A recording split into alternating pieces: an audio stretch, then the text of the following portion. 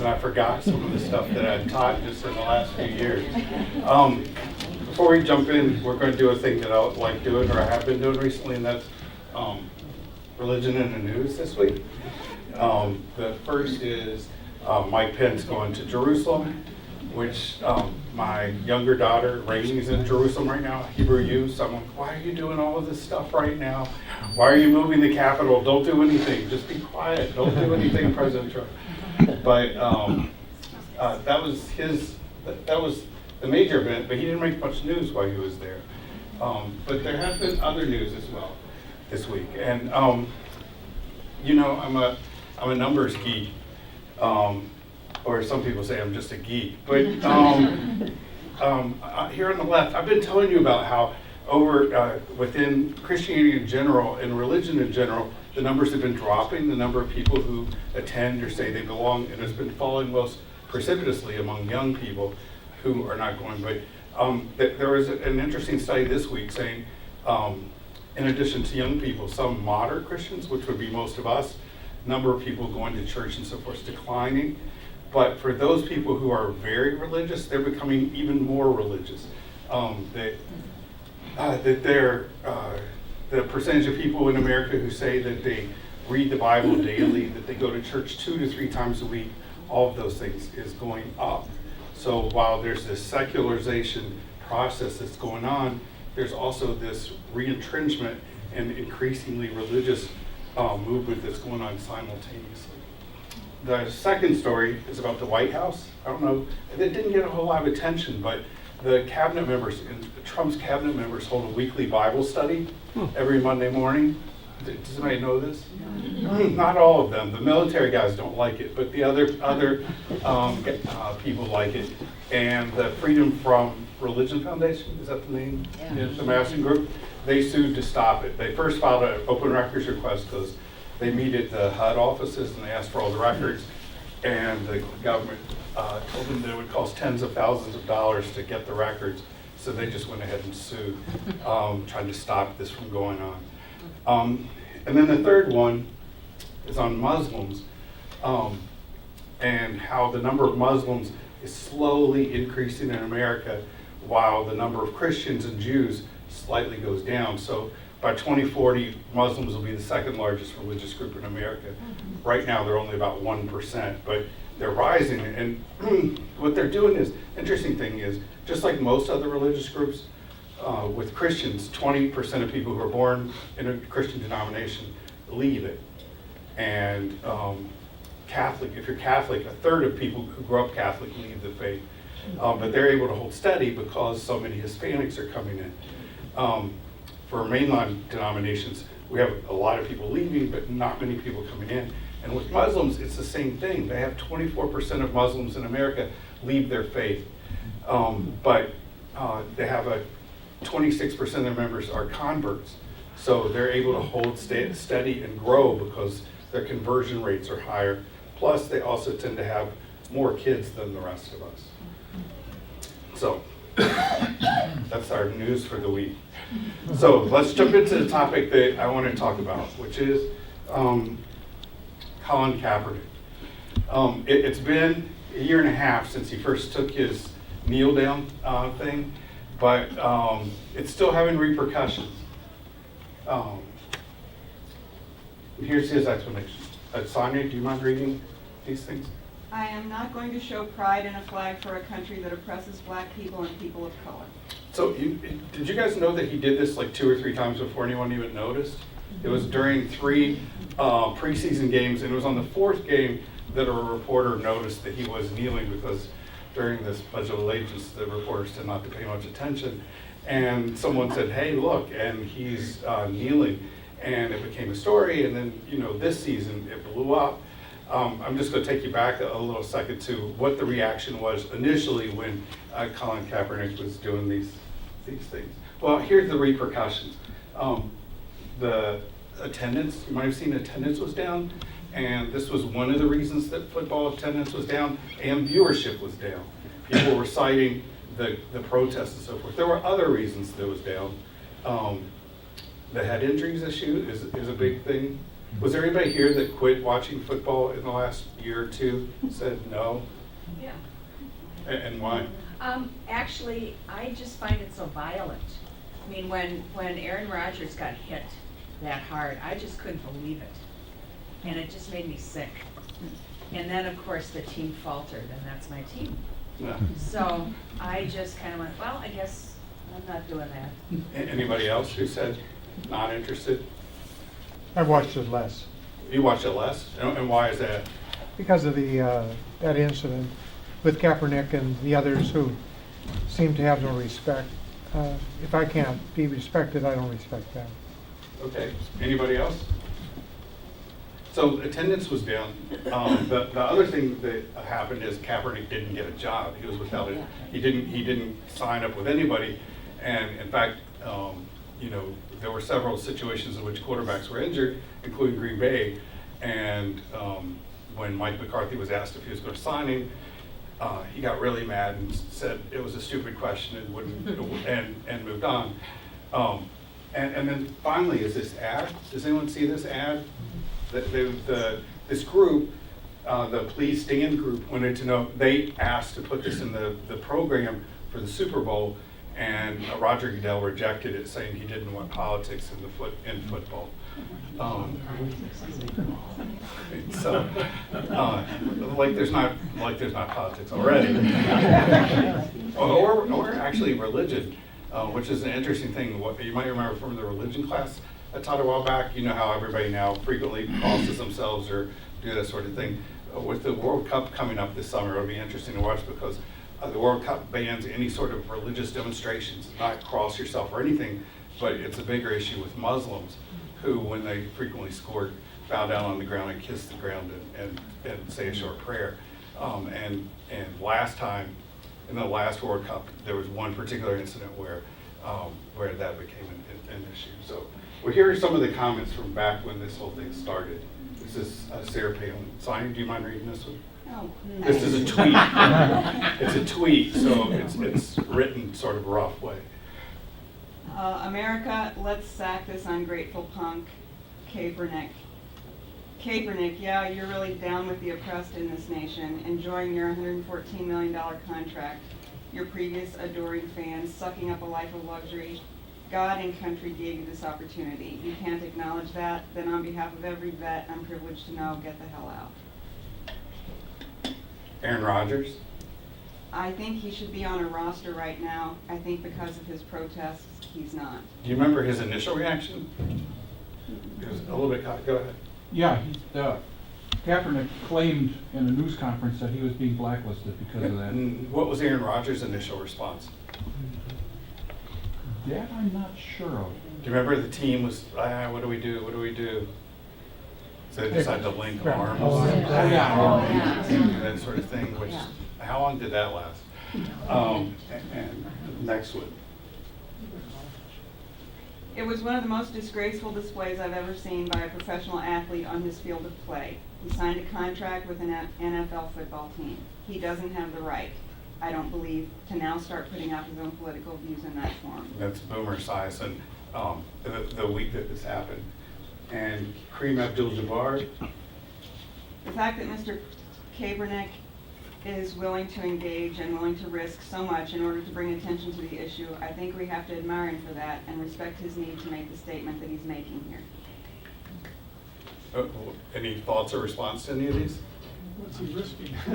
What's that? What is he risking? He's Still risking doesn't have a his job. whole job. One at a time, guys. Contract. Hold on, one at a time. One at a time. Go ahead. What were you saying? What is he risking? Yeah, Well, he did end up being unemployed. yeah, I could handle that in his case. Anybody else? I have to say that I don't think he's being disrespectful by kneeling. There's a lot of things he could have done to be disrespectful, but he was quiet. He was just quiet. And I think kneeling is not disrespectful. We pray on our knees. And this is not the home of the free for everybody. And just so you know, this is getting to religion eventually, but this is sort of a long way around. And isn't, if I remember correctly, his kneeling was actually he actually was sitting initially, and he was talked to a vet and said that kneeling is actually more respectful. Well, you know, for some of you, you might remember that when they did the pregame stuff, all of the singing and all that, the teams used to stay in the locker room. And it was only after that was done that they came out, and it's a recent change that they came out. And I think, you know, no one said why the change was made, but I think it was probably for TV purposes, because they love that shot of the people trying to sing and mixing the words and all that sort of stuff. No, seriously, I think that was probably, go ahead. As a contractual matter, I'm not even sure that he's on the clock as of the singing of the national anthem. You know, they have a labor agreement with the Players League, and I don't know the terms of it, but I gotta wonder about that. I always did. Okay, next one. You mind reading? Wouldn't you love to see one of these NFL owners, when somebody disrespects our flag, to say, get that SOB off the field right now, out, he's fired, here. A couple of questions for you as you're thinking about this. What would the reaction have been had he said he was kneeling or sitting because he was Seventh-day Adventist? Seventh-day Adventists don't pledge allegiance, do anything regarding America, because they say it's idolatrous to do. What would the reaction have been, you think, if he had said that he had a religious reason that he wasn't doing it? Go ahead. I think if he would have done anything other than racially charged issue, I think that he would have been given a pass. But if he did it as an NBA player, in football, about 70-some% of the league is black. In basketball, more than 95% of the league is black. What would have happened if he had done it there? I think he probably would have gotten a pass. I think it was because it's the NFL and they wrap themselves in the place. What if he did it in the NHL, where less than 5% of the players are black? What would have happened then? Probably none of us would notice, because no one watches. It'd really be lobsters and fights. Go ahead. Back to the comment by Roger Goodell, saying there's no politics in the NFL, or whatever that was that he said. Yeah. You will recall that when the state of Arizona made the honoring of Dr. Martin Luther King Day optional, the NFL said if you don't have it mandatory, we're going to take the Super Bowl away from state of Arizona. That is political.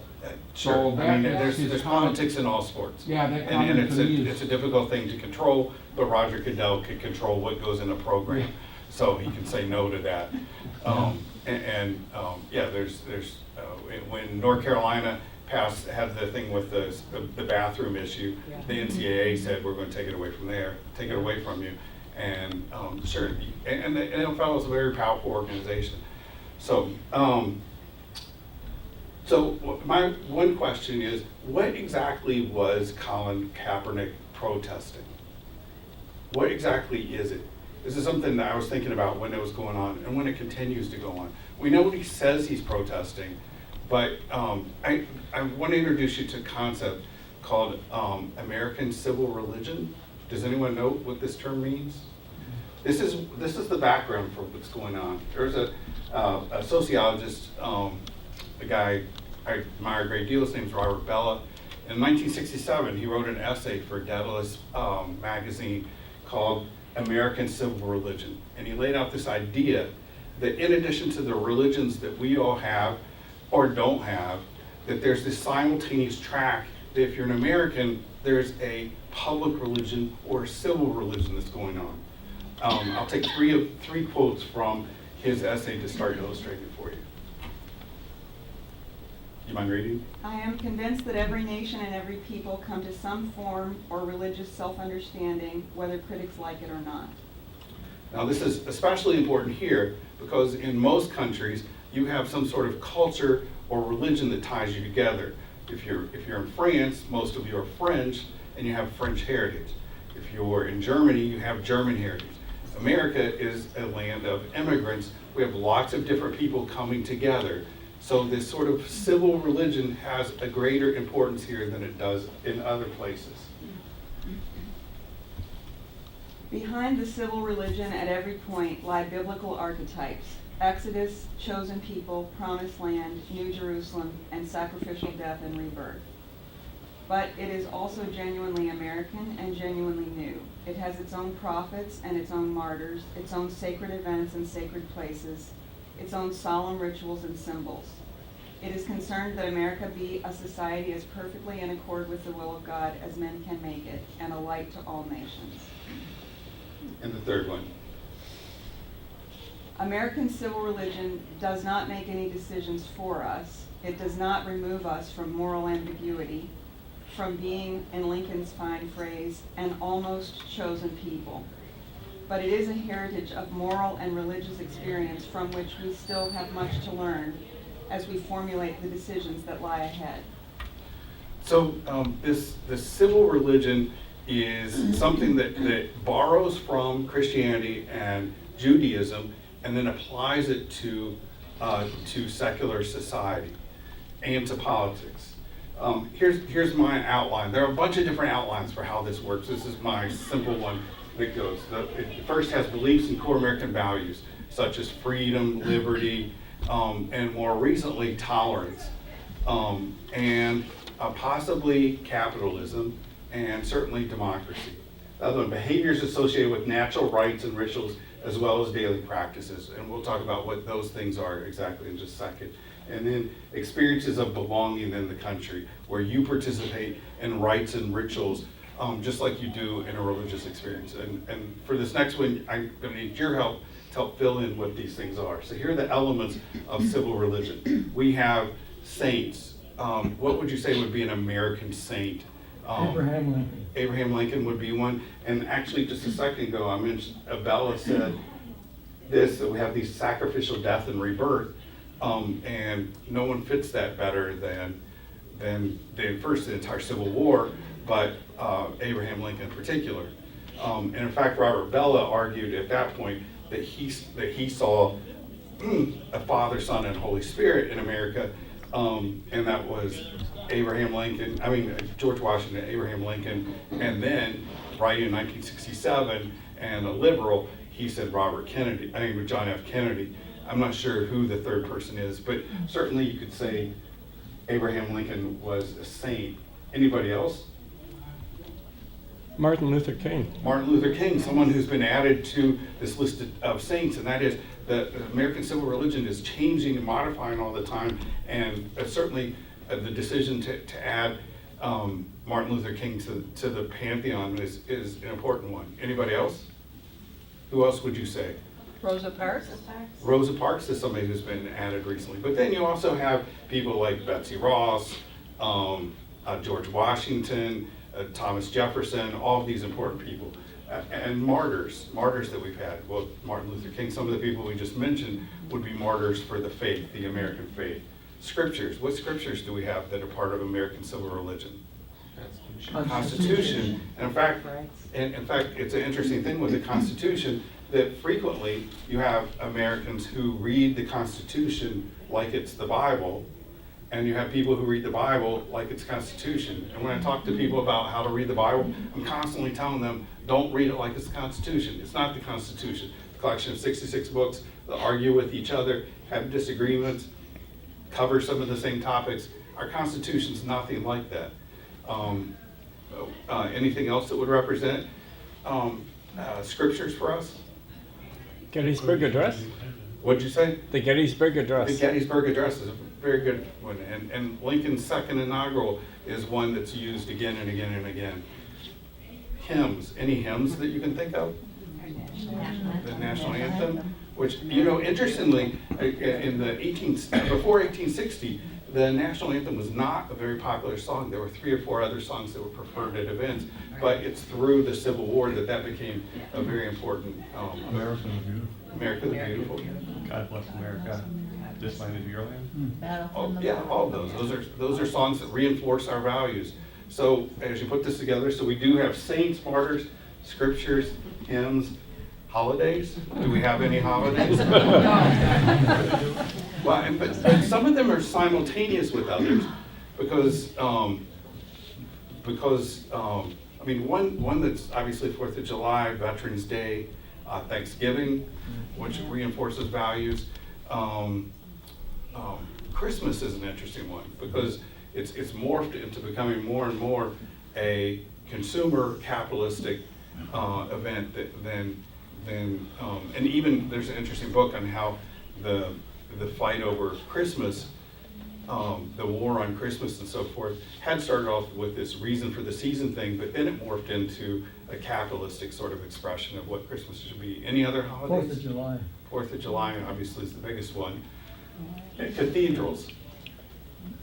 Well, I mean, there's the National Cathedral, but then there are other buildings that we use. The Pentagon. And creeds. Any creeds? Every day they want, and you know that it's an interesting thing when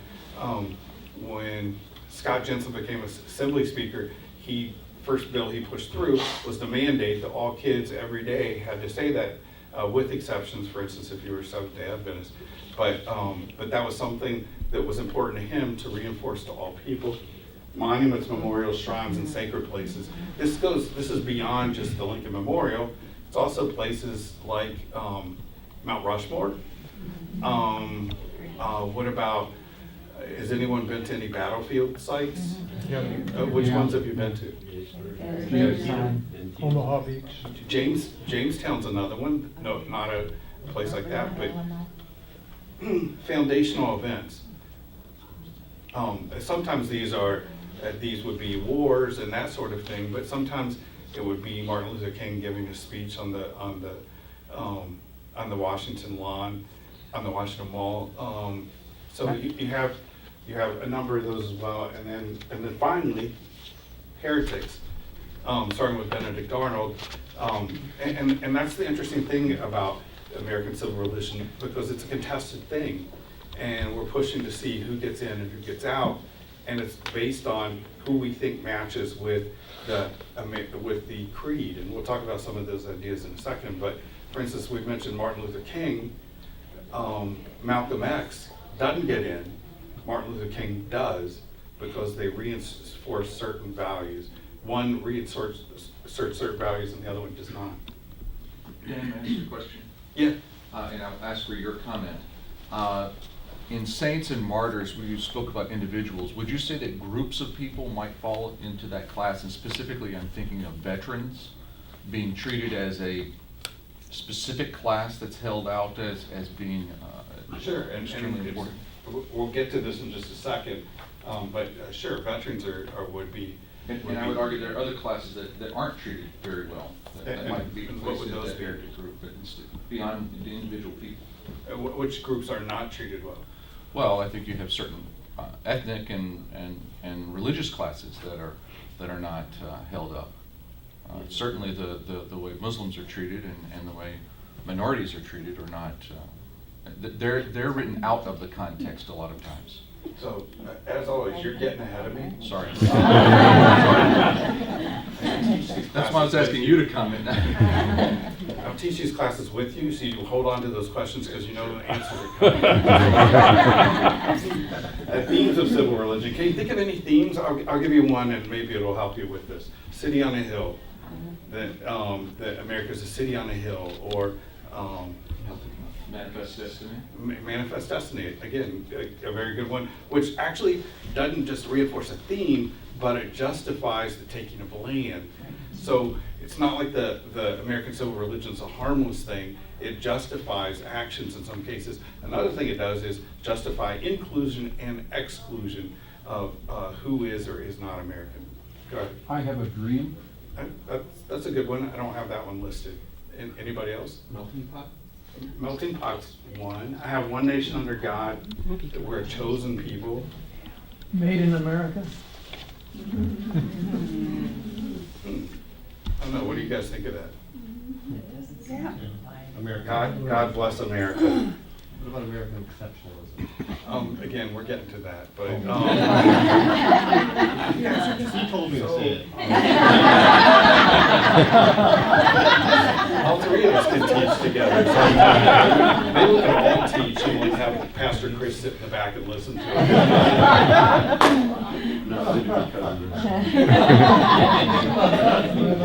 I'm gonna play for you just a short video of one of the major scholars on this right now, talking about how people feel or react to this these days. He's a professor at Yale.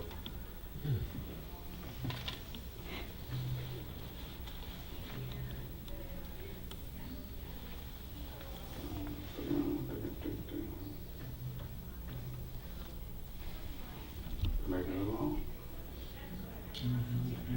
Please symbol. Yeah. Well, it looks like it's not gonna work. The snake eating a photo. So- Everybody off the wise one. I'll probably start right as soon as I sit down. What he talks about is something that I find to be true, which is sort of your gut level response to this. When you are at a place or at a parade, you'll see on like a Fourth of July parade, how this stuff is this American religion is so built into this American civil religion that people get worked up and start to cry. Or if you're at a football game and a bunch of planes fly over, it's a flyover. Or if someone, they're just planes. But this is all built in and connected together. And it's also the reason people argue about these things so much.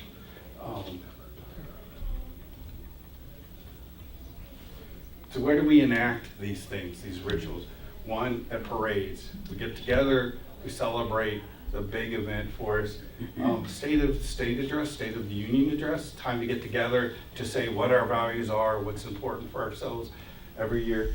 And taking trips. How many of you, if you were a kid, went on a trip out west to see Mount Rushmore? How many of you as adults took your kids and made them reenact the whole thing? Or how many of you went out east on a tour of Gettysburg and all of those places? This is all part of the ritual, and it builds this into your system, so you have this parallel religion. It's not that it's excluding it or replacing it, it's just that we have this going on, and we don't think of it in religious terms, but when you start thinking about it in religious terms, you see how the whole thing fits together. And the main place we enact this right now is in sports stadiums. I was reading a story about one of the congressmen who was shot at the shooting at Washington, D.C. last year, and was going through his experience and how now when there's another terrible event like the one in Las Vegas, he'll call some of the victims and they'll talk. And he was also talking about how much he hates it every time there's a mass shooting, they call him to ask how he's doing. But when he's discussing the incident, he says, you know what made it, not only the injuries and everything else, the fact that we were just out there to have fun, the thing that was the other thing that's incredibly terrible about the event was that we are on sacred ground. We're on a baseball field. Baseball should be sacred ground. You shouldn't be doing something radical like this. And you'll see that as well in the Colin Kaepernick things, when people say the flag is sacred, that the football stadium is sacred, and the rituals involved. I mean, if you go to a baseball game, first you start off with the national anthem, then in which inning is it that you sing? Seventh inning. Frequently, military people are introduced, and there's a celebrity or whatever, the whole event, I mean, here the flags come out. There was a story about how much each branch of the military paid to each football team to promote themselves in this. So you actually have the intersection of American civil religion with the flags, the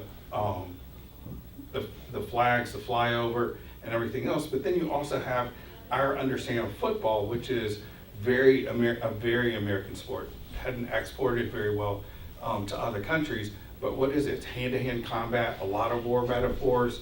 I had an anthropology teacher who said it was very American because, like corporate America, because there were lots of executive committee meetings, and then you went out and fought with other people. And then you have another meeting, and then you go fight again, and so forth. So you have the intersection of these two things, so that gets us a very fevered pitch situation when someone does do political action.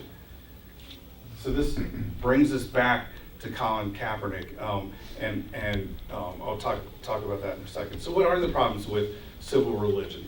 What, this brings up the whole matter of protest, Yeah, freedom of speech and protest, gatherings of people. Is that a civil religion? It's an interesting part of our civil religion, that we build into it things that counter the entire tradition. We allow assembly. Someone said the Bill of Rights, as a sacred scripture, it allows us freedom of speech, and we also have freedom of assembly, and those things can be used back against the larger tradition. So that's part of the way the process works. But the question is, other people then use American civil religion to say your protest is not legitimate. So there's this inclusion-exclusion sort of thing.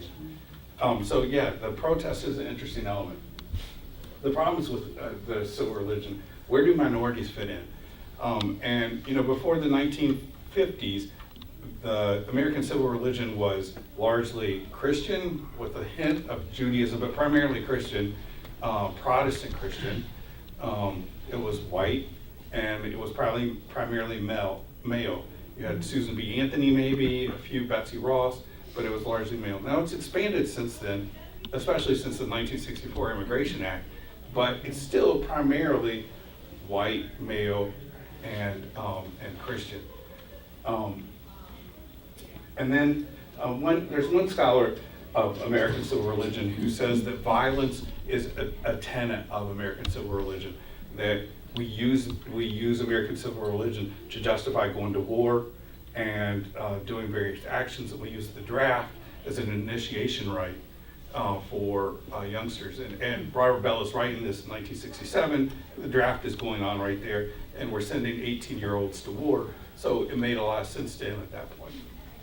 Another one, what does American civil religion say about about immigration?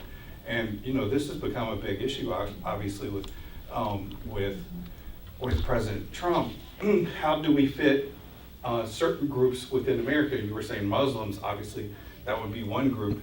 There are other groups. Who are all the groups that Trump has mentioned recently that he would like to exclude from America? Well, people from Africa, Haiti, and those groups.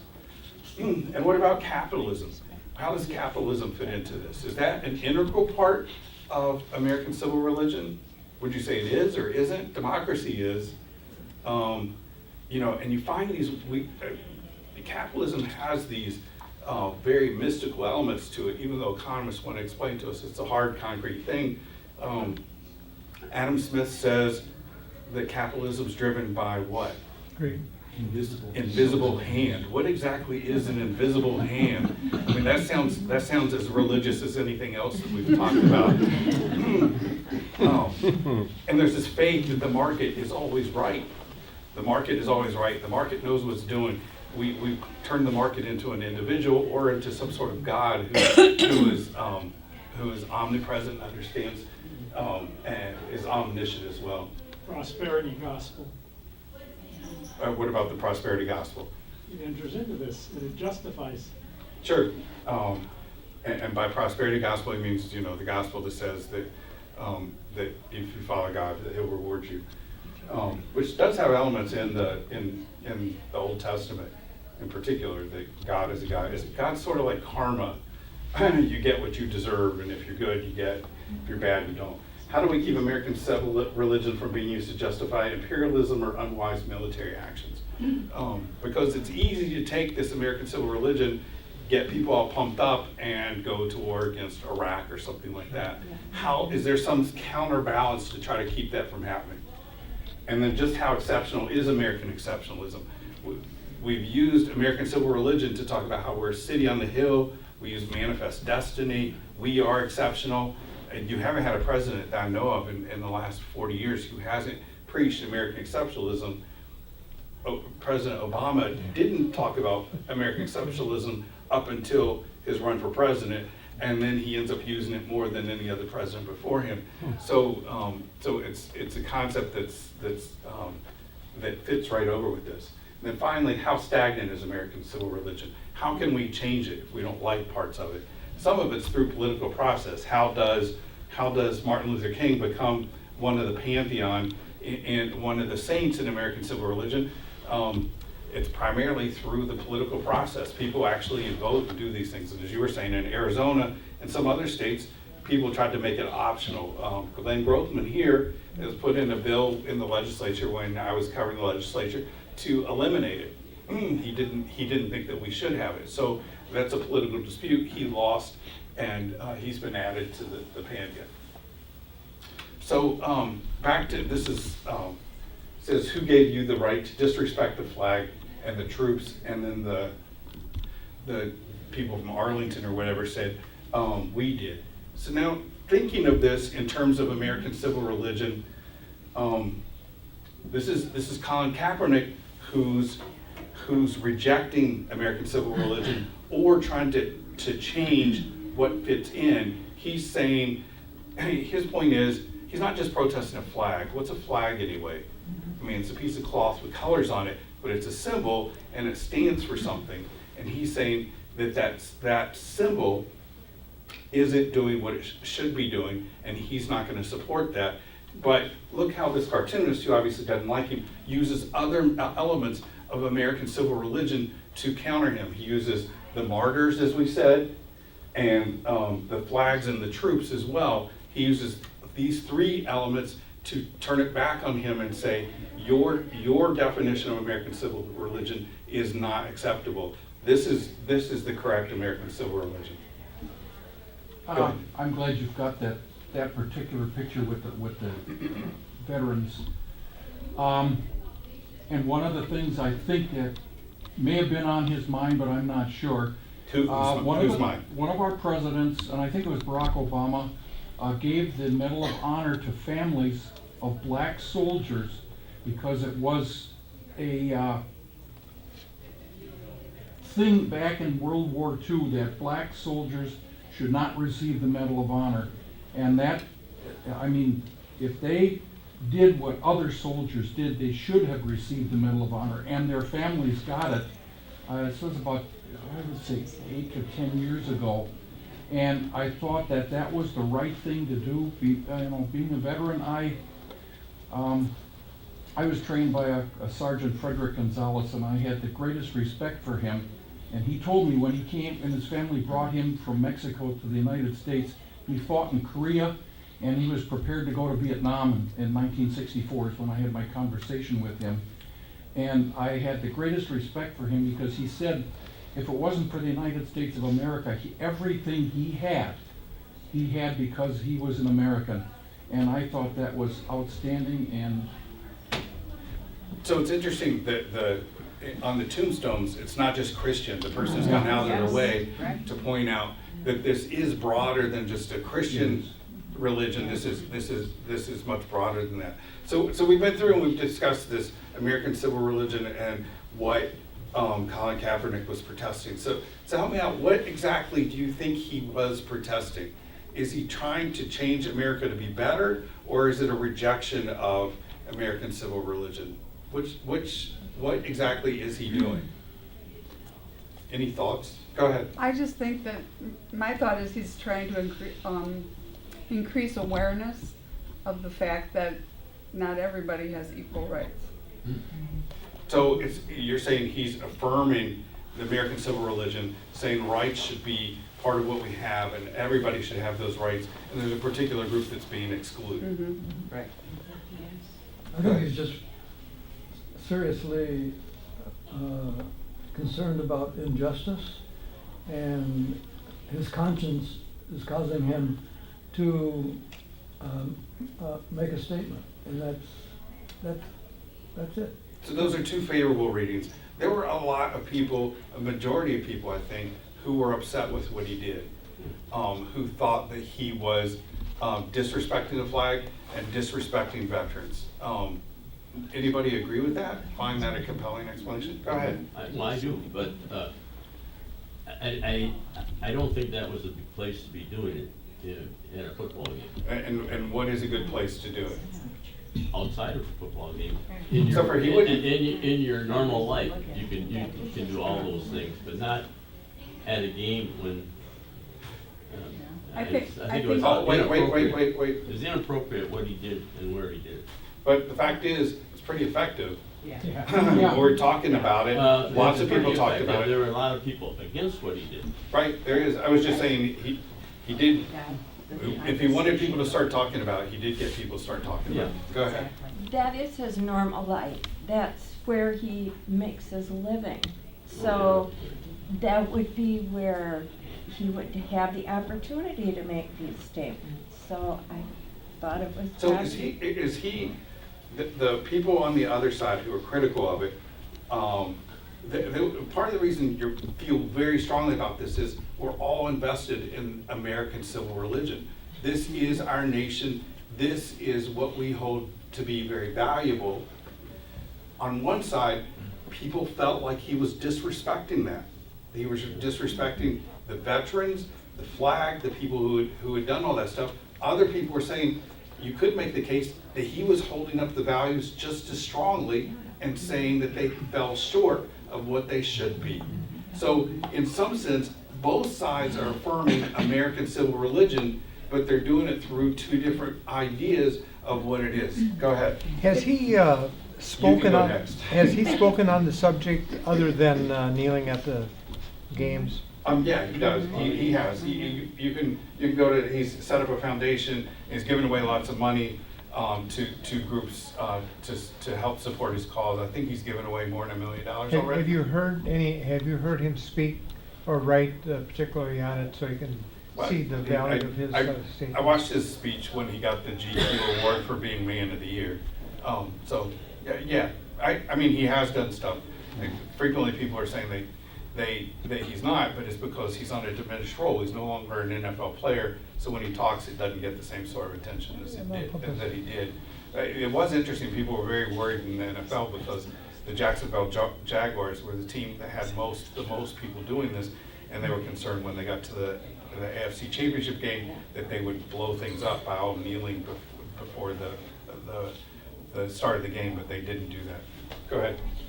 Dan, one angle of this that I thought was interesting was the context. You brought it up briefly. The context of how much money is being paid to the NFL to have this pomp and circumstance before the beginning of the What game. does Roger Goodell get? Yeah, It's crazy. Yeah, It's and like one 40 angle of it million that's a year. interesting. I mean, if you read the official U.S. flag code, you could argue that a lot of the things that we do in our American society of wearing, clothing that looks like the American flag, if you read the code, that's disrespectful. And how we display the flag in America is seen by a lot of outsiders as being very bizarre. Yeah. The people putting it on their houses and stuff.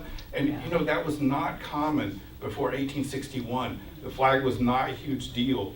I mean, it was something that was important and respectful, but people didn't use it as part of their everyday lives.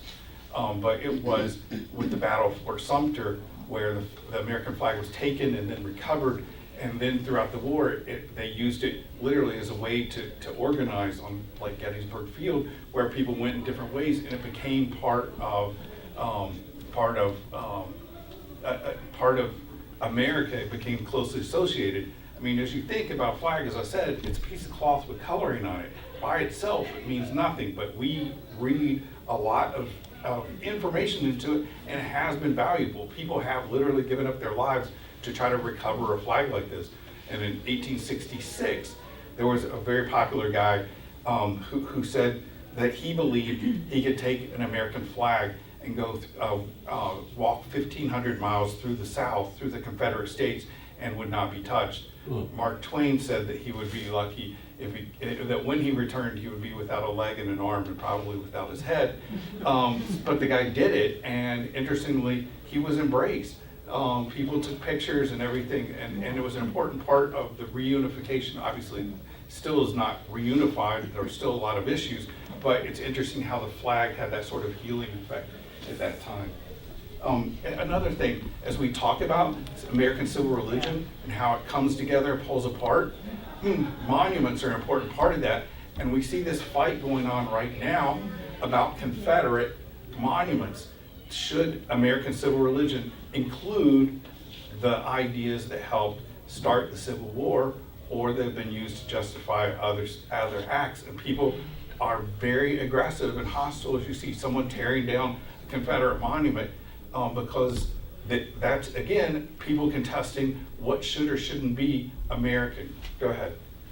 I was just gonna say about the flag, I like it on my house because it says I'm proud to be an American. And I know, it's just, in many places, the flag's associated with the government, and the fact that we as individuals put it on our houses or have jackets with it or shirts with it, it's just seen as an unusual thing in many other countries.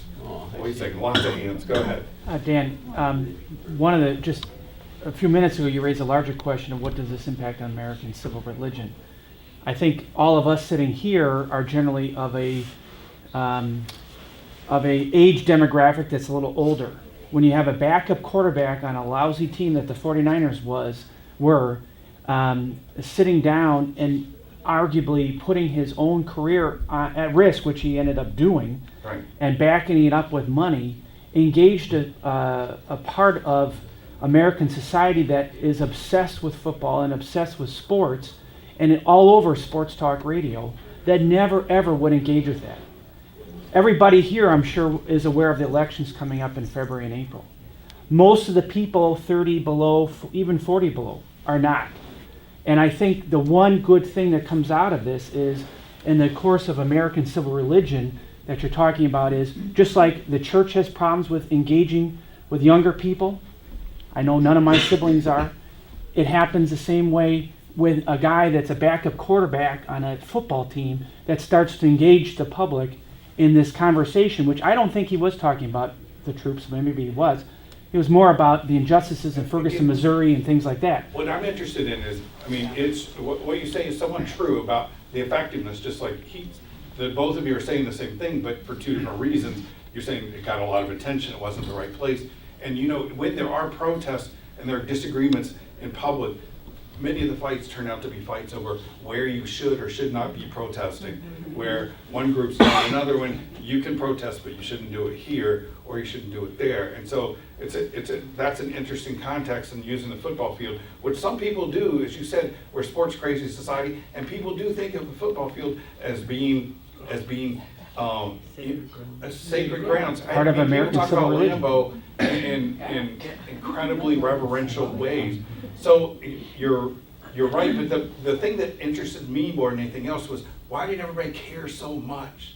And it wasn't because it was just about the flag or about kneeling, but it plays into this larger narrative of what is important and what we think it is to be American. And that we have this simultaneous religion going on, American civil religion, in addition to our regular religion. And the funny thing is, many of us take American civil religion much more seriously than we do our regular religion. If someone gets into a fight about some point of church doctrine, most of us roll our eyes and move on. Didn't we have, it's so many years ago, the Supreme Court had a case or cases regarding burning the flag? Yeah, during sure. the Vietnam Which is one of those War. things which is interesting. And also another one Where where somebody was wearing it on their jeans or something? I don't know about that, but when we were talking about earlier about how American civil religion contains an element within it that allows a self-critique, and that's an odd thing about civil religion. One final point before we go on, and that is, some of you might be feeling uncomfortable saying, am I really comfortable with this version of American civil religion? I don't know if you feel uncomfortable. The acceptance of American civil religion varies by group. It's supported by the vast majority of Americans, but there are certain groups that don't buy into it. Primarily those with more academic degrees find it to be very uncomfortable to agree to, and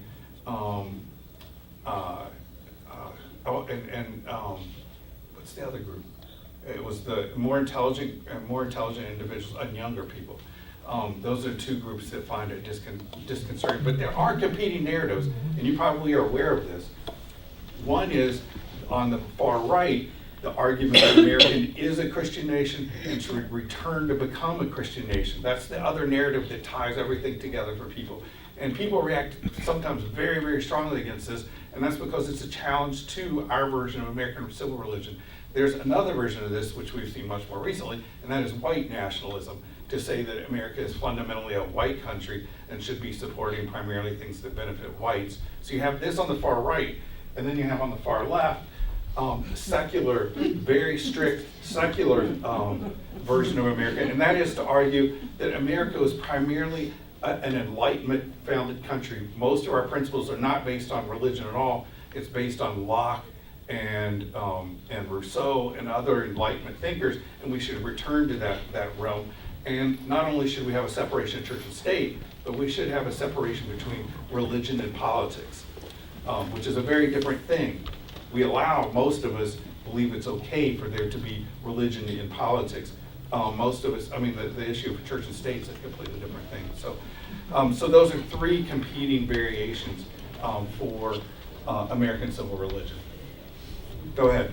Yeah, this looks like we're going to have to wind up. So just a couple more questions. This will be the 50th anniversary of the first protest. You remember what that was? No. 1968 Olympics. Oh, yeah. With the glove cans. It's actually the 50th anniversary of this concept of American civil religion. 1967 is when this started. So. And Abby Hoffman wore his shirt.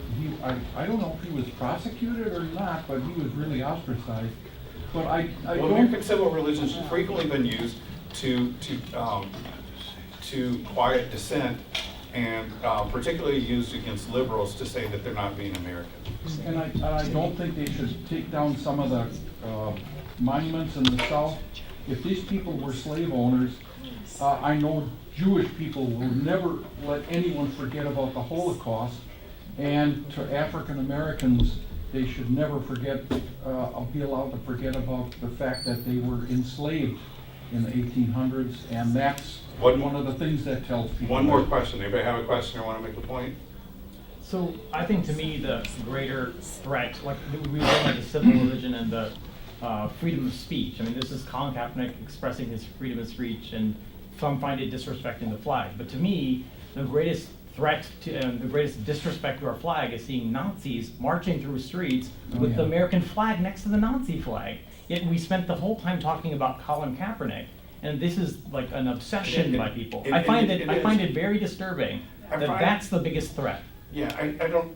As the You know, and only again, part of the reason you care about this is because you have a competing narrative. You see America as fundamentally different than those people who see America. I mean, that's what's going on at bottom, is our understanding of what we see America to be. The people in the last categories, they're the ones suing the government over a Bible study at HUD. But there are many others as well.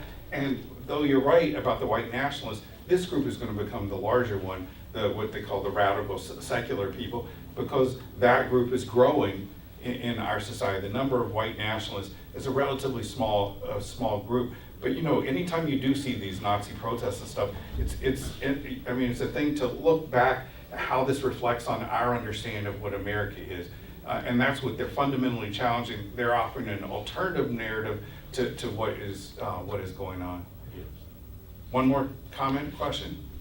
You go. I said one. We'll do two and then we'll be done. I was going to say, if Colin Kaepernick was going to make a protest and make it as effective as he could, he should have chosen where he was, because that's his environment. That's where he is going to make a statement that will be noticed. If he goes to some other place, he's not going to get the attention if that's what he wanted. I just wanted to say that we white people need to come to the realization that we are the global minority.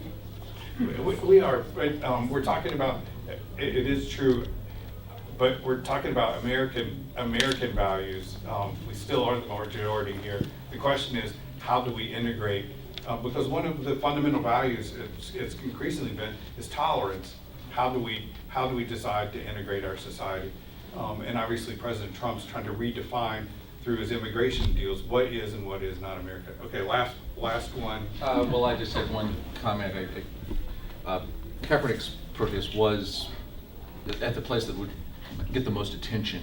But I think we all But if put you wanted into context attention, why also, did this he wait was, 4 weeks? this was He a gift. didn't tell anyone that he Right. was doing it. Right, but this was a huge gift and red meat for the right who wanted to latch onto that, and I think they actually made it a bigger issue than Kaepernick ever thought it was gonna be. So- by the right focusing in on that and saying, That's true. you know, they created this national dialogue. So how many before this class knew what American civil religion was? Okay. So I mean, it's an interesting thing to hang on to and to think through various disputes in American society because those are based on those. My next class is going to be in March. It's going to be, it's called Who Do You Say That I Am? And I'm going to be presenting how Jesus is understood by Muslims, Jews, and others. And then I'm going to take 3 books, the 3 most popular books on Jesus, one by Bill O'Reilly, one by the author of Zealot, which was a bestseller, and then I'm going to use Bart Ehrman and take the 3 of them, the 3 most popular books on Jesus over the last 20 years, and tell you what they have to say, their bias, and their conclusions. So Do that in one session? 2 sessions. So thank you very much for coming.